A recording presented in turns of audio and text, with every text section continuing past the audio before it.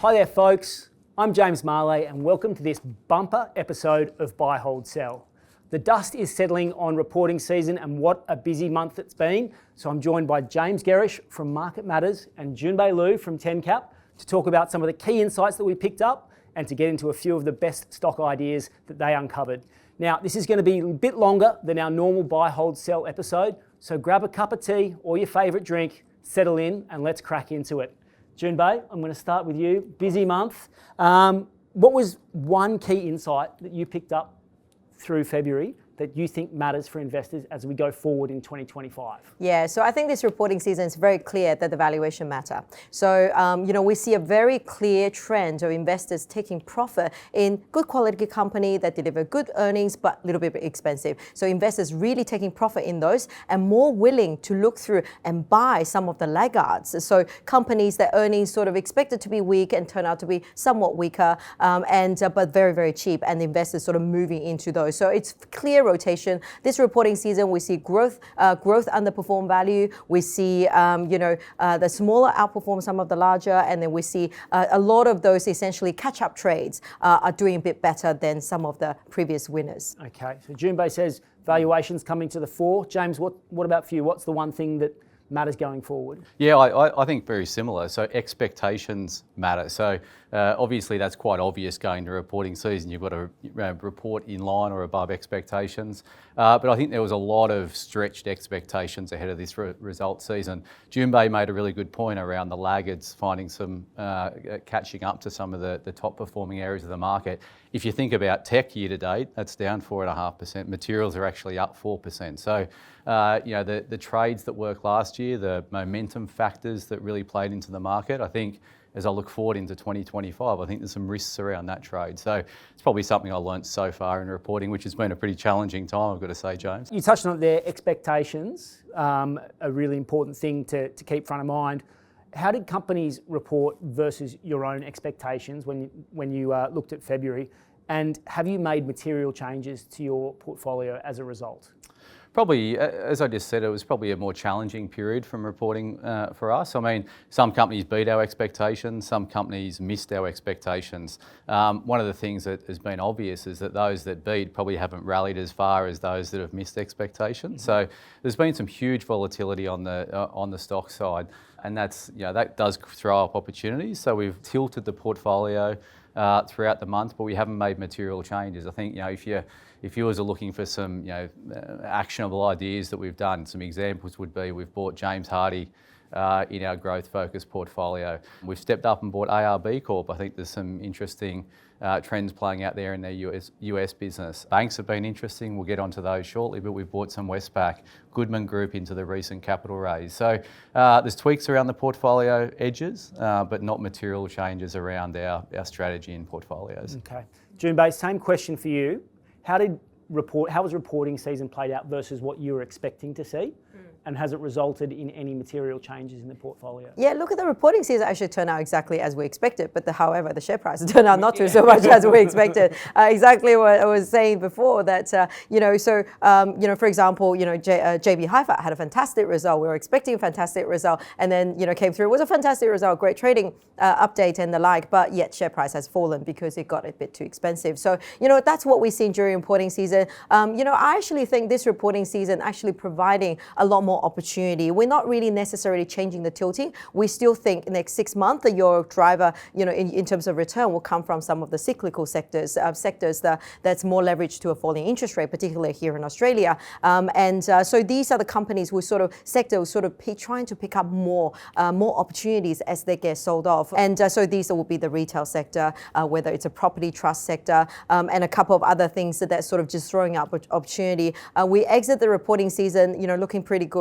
And then we continue sort of just to maintain our skew towards some of those more, cyclical sectors, some growth sectors, but growth is still a little bit too expensive in terms of valuation, but we're looking for opportunities to move back into them. Well, let's talk about the banks now because over the past few years, they have been the dominant sector, a cracking performance in 2024. But absolutely. Catching a lot of people's eye for the lack of growth and the price that you're paying for that growth. We saw a blip last week with a couple of big downgrades and share price movements. Is this something, is this a moment in time or do you expect that momentum to return?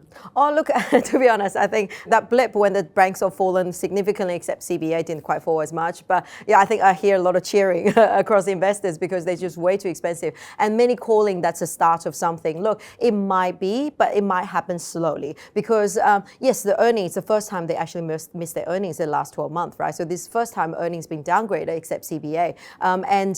Things will get a little bit harder. Sounds like the rate cut, the first rate cut come through, they all have to match in terms of the interest rate cut for their consumers. So, next 3 months might be a little bit tough for the banks. Our view is that we're reasonably pragmatic. We think if we can find opportunity where we can deliver more return than a stagnating bank share price, we will go for it. It is a good funding source, because we don't think the bank share price is going anywhere. If the share price goes down, it will go down with it. But share price goes up, it probably will be left behind. They're in good capital position. There's still a lot of, sort of capital the bank holds. The reason the bank share price sort of come back, after the big fall is because they're doing aggressive buyback. A company like NAB was doing 50% of the volume in terms of buyback. And CBA just started their DRP, which means they will be in the market 20% of volume, every single day for quite a long period of time. So that will support their share price. So we do think the share price is not going anywhere, but it's reasonably supported. So we're sort of reasonably neutral. But if we find something that's more, much more return, expected return, we'll absolutely use it as a funding source. Okay, James, on the banks,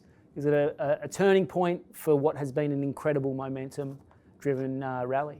Yeah, it could be. I'd probably err on the side that it's not. I mean, I look over the past 3 corrections in the banks, and within 2 weeks to a month, they've gone back and recovered a lot of those declines. So they often correct, circa 7-10%. We had the likes of Westpac down 13% in the space of a week or so. So I'm erring on the side of that it's a dip to buy. I think one of the reasons that underpins that view just is around the market getting a little bit more challenging over the next 6 months or so. I know rate cuts are coming, and I know there's a lot of reasons to remain, fairly optimistic in the market. I just think in the immediate term, you've got, continuing talks about tariffs. They're obviously a tax, so that's negative for growth.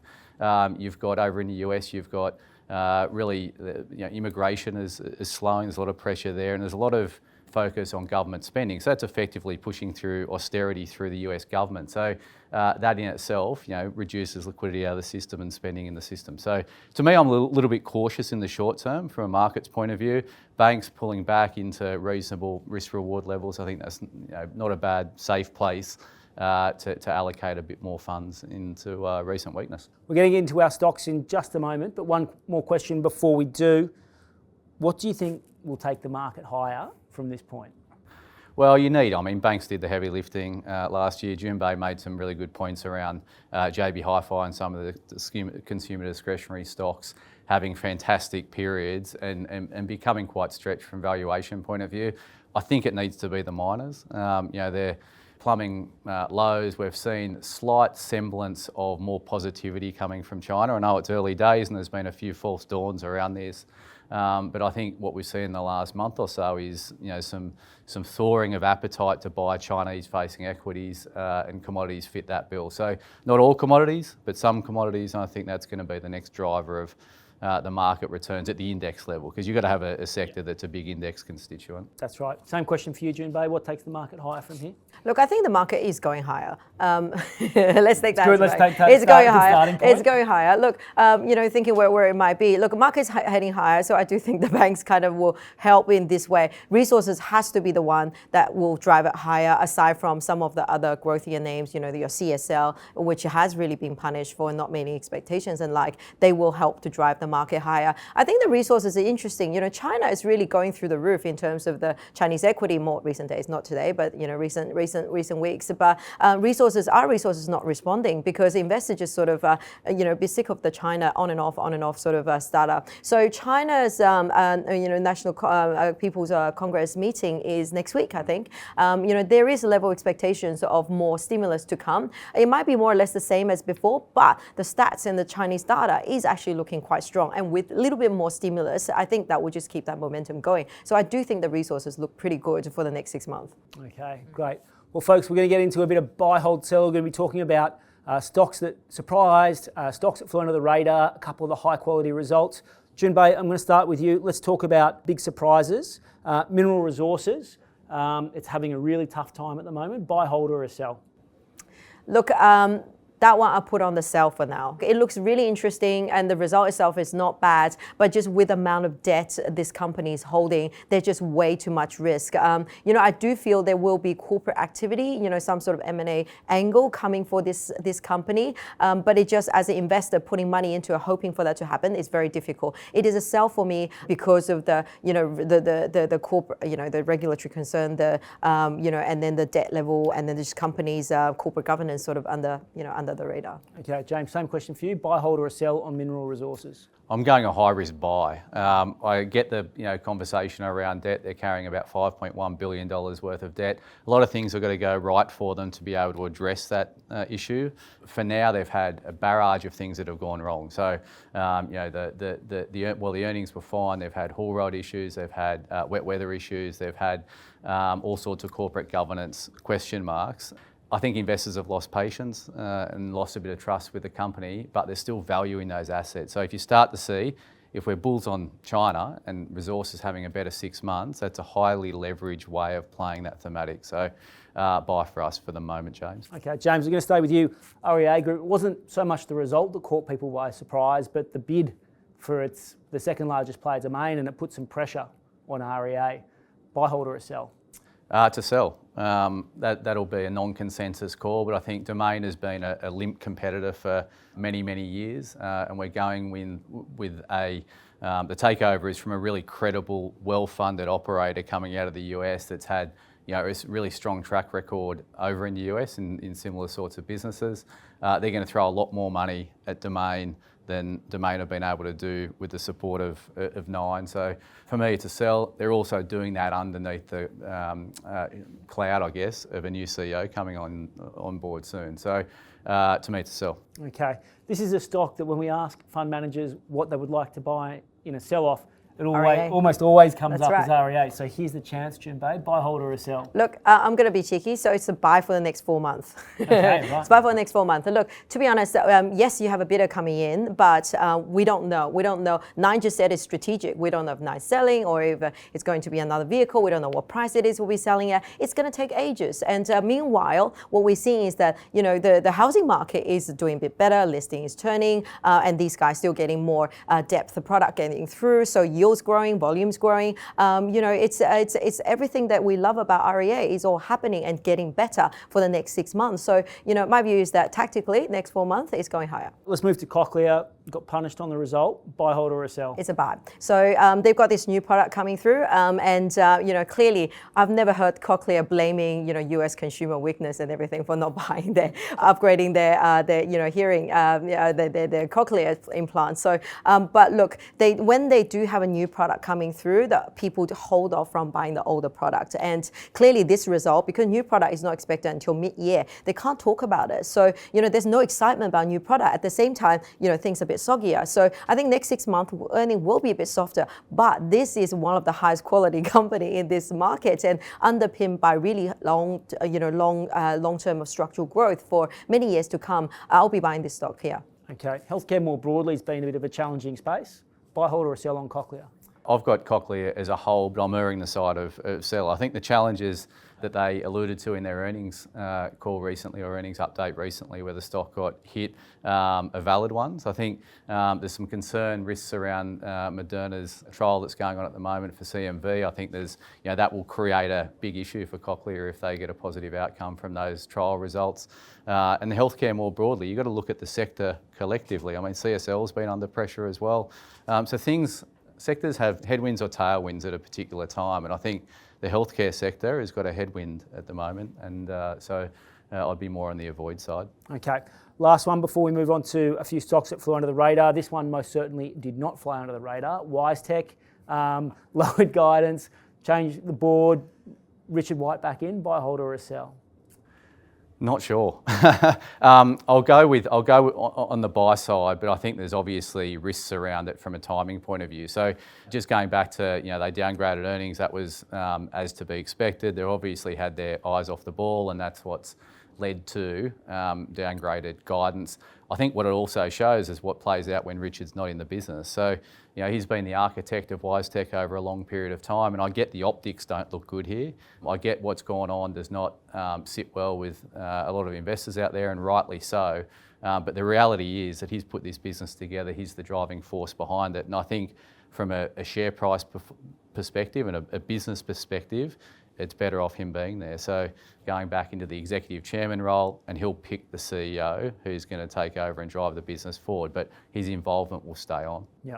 A challenging story, a challenging stock at the moment. Junbei, buy, hold or a sell? I'll put on a buy as well. I think this is the first one we agreed today. Yeah. Look, I think it's a buy. Yes, there is still a lot of uncertainty. Others were probably more on a speculative side, but he created this business. He created this incredible business that's probably one of the most profitable tech growth company in the world with such high margin, and there's so much growth runway to go, and created from scratch, right, by himself. So, if him returning to the business is a huge reassurance that everything will head back on track. All this new product launch was delayed because of the distraction here and there. But of course, now there's still uncertainty in terms of board and others. But I think risk reward, it does provide a lot of upside. Now we're going to pivot into a couple of stocks that maybe flew under the radar a little bit. Junbei, I'm going to start with you. A2 Milk. It used to be an absolute darling of the market, but moved to the back pages a little bit. A strong result, buy, hold or a sell? It's a buy. So, when we talk about China coming back and everything else, it's actually China's consumer coming back. It's not China, material side and everything else. China's focused very much on consumer. So A2 is one of the few companies that has that sort of consumer exposure there in China. Aside from that, it's been actually growing market share in the Chinese market, which has been incredibly difficult. And during the tough years when there wasn't any, many babies born.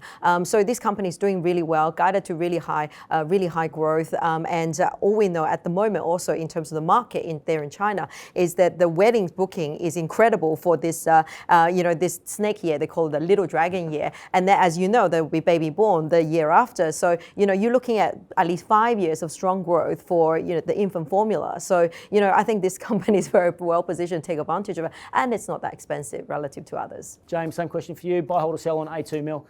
It's a hold, but I like it, and it's run up to $8, so it's had a really phenomenal run post a really solid result. So I like what they've done. When a company goes into the back rooms for a couple of years and fixes themselves up, and then come out stronger than they went in there, that's a positive sign. And I think the biggest positive I took out of the result was A2 growing 10% top line growth in a market that was actually contracting.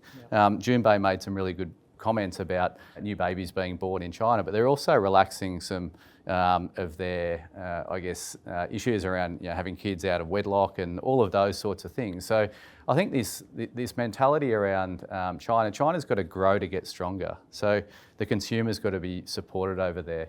We're seeing it in tech from DeepSeek coming out and sort of a changing rhetoric from the centralised administration around their view on technology and all of those things. So that's why I think China-facing companies, consumer-facing companies like A2, we've got a better future in the next couple of years. So James, this is a stock that when we covered on Livewire, it used to get all the clicks going. People used to love it. Then it cut its dividend, fell off the radar. Telstra, but it's been slowly ticking that dividend back up. It's a bit under the radar, buy, hold or a sell. They've loved to hate it, and now they're loving it again. So, I think it's a buy at these current levels. It's obviously had a good run post results, but I think there was a couple of things that really caught my eye in their results. I think the cost out is really driving their earnings. I think there's more to go in terms of the cost out. I think they've got more confidence around the trajectory of their business. They've shown that through a $750 million buyback and an increase in the dividend. And I think broadly the telco space is actually now going into a period of tailwind. So we've seen multiple years where it was really competitive out there. I think the market's become more rational, and Telstra being the big Goliath will benefit from that. Obviously AI is another driving thematic for Telstra. So for me, it's a buy. Yep. Junbei, Telstra, buy, hold or a sell? Yeah, look, for me, it's a hold. I know normally I don't have recommendations a hold, either buy or sell, but this one's a true hold for me. Okay. So I think, look, dividend yield 4-5%, 4.5% or so, had a good result. And then, dividend yield previously was, in the high single digit, now back to 4.5. The outlook looks pretty good. People looking at double digit growth with 4.5% dividend yield. But the challenge for me is that I am still skeptical on how much price increase that you can have on your mobile bill. I know it's been the multi-year sort of increase globally for those telcos to increase their mobile bill, but you look at everything else because of cost of living, everything else is under pressure. Even insurance rates are under pressure now. Every insurer is telling us that premium growth is slowing. So I really struggle to see their ability to keep putting up their prices for mobile bill environment. Yes, I know it's become more rational, but we just saw, Vodafone and others started putting, increasing decrease the prices somewhat. So, for me, I'm still yet to be convinced. This is a multi-year, sort of tailwind. So it's a hold for me for now. There are a couple of stocks that we picked. I've asked you each to bring along a stock that you thought delivered a great result but flew under the radar. James, you're up first. I don't know if it flew under the radar, but APA Group, so regulated utility infrastructure company. This is a stock that's moved from sort of above $12 to sort of $6.50 over the last couple of years.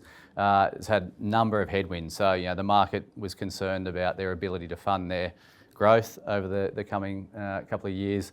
They were pricing in a capital raising. Shorts got quite aggressive on this. They were up about 5%. They came out and delivered a strong result. They're reducing their cost base to below inflation, and they don't need to raise equity, so there's going to be short covering there. So it has popped in the last couple of days, but I thought the result relative to where the share price is trading was really strong. So relative to where it's at, I think that one was a good one. Okay, Junbei, is there something that flew under the radar that caught your attention?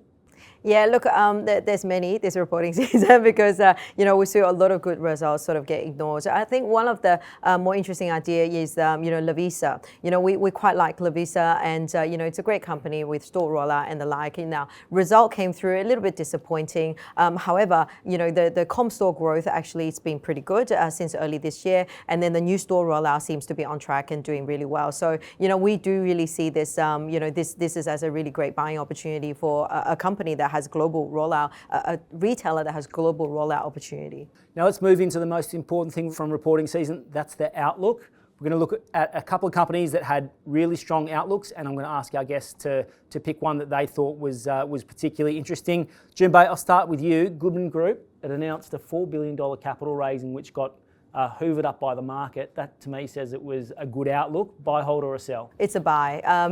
And I couldn't believe how much scale back everyone got. We all bid for a huge amount and then we got a tiny little bit of shares. And for $4 billion raising, which is just never heard of. I think this business, its growth is underpinned, 10-15% growth for the next decade. Incredible how quickly they pulled up this pipeline. Amount of megawatts that they can generate in the next 12 months.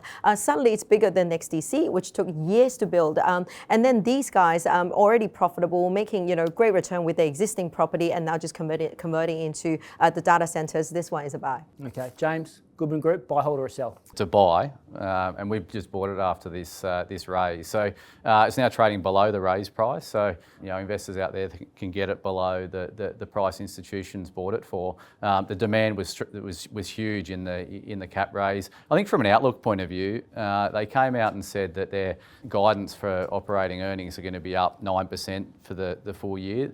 That's probably a little bit lower than where the market thought they would be. They do have a track record of beating their guidance, and that would have been 10% if they, excluding the capital raise, the new issue of shares under the capital raise.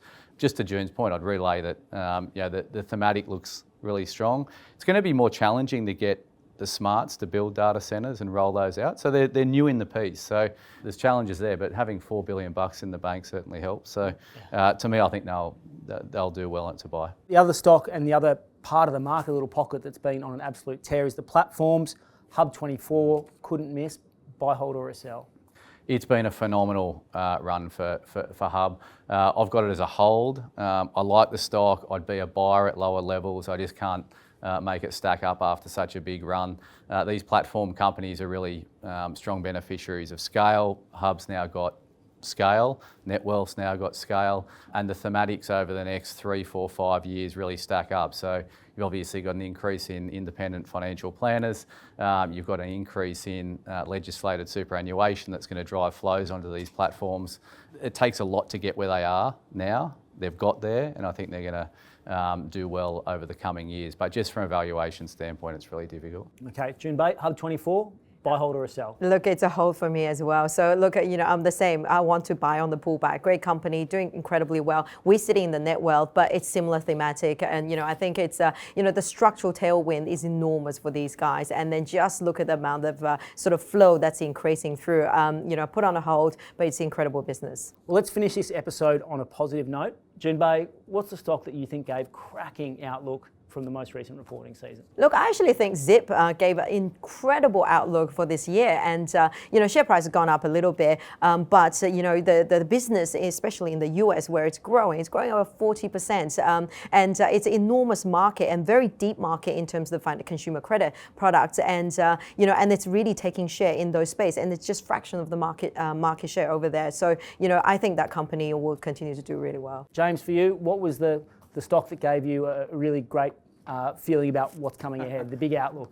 I'm going to stick with the telco space and go Aussie Broadband. I think their results were a beat and a bump in terms of the guidance they've delivered. They're likely to grow at 20-25% over the next 3 years in terms of their earnings. I think they've got Buddy, which is their sort of challenger telco brand, is costing them money at the moment, but he's going to drive earnings in years ahead. So the underlying business is going particularly well, and I think they've got the tailwinds that we've just spoken about in terms of the telco sector more broadly. So Aussie Broadband would be my one that's guided particularly well, James. Okay, great. Well, James and June Bate, thanks so much for coming in for our first bumper reporting season episode. I know it's been a really busy month for you both, so I appreciate your time. Thank you for having us. Thank you, James. And for all you viewers out there, let us know what you thought about the longer format today. If you enjoyed it, or even if you didn't, drop a comment in the comments box or on YouTube. We'd love to hear your feedback. Remember, check out our YouTube channel. We're adding fresh content like this every week.